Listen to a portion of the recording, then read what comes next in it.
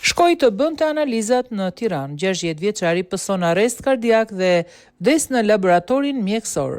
Një 60 vjeçar ka humbur jetën brenda një laboratori mjekësor në rrugën Reshtit Petrela sapo kishte hyrë për të bërë analiza.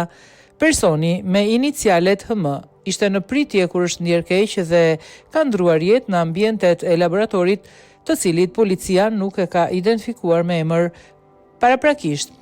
Dyshohet se shkak i vdekjes së 60 vjeçarit ka qenë arresti kardiak. Rrethanat e plota pritet të sqarohen nga verifikimet e mëtejshme. Materialet proceduriale u referuan prokurorisë së Tiranës për veprime të mëtejshme në një laborator mjekësor në rrugën Reshit Petrela, shtetasi HM, 60 vjeç. Në momentin që ka hyrë në laborator në pritje për të bërë analizat, ka ndruar jetë. Paraprakisht dyshohet se humbja e jetës ka ardhur si pasojë një arresti kardiak, thuhet në njoftimin e policisë.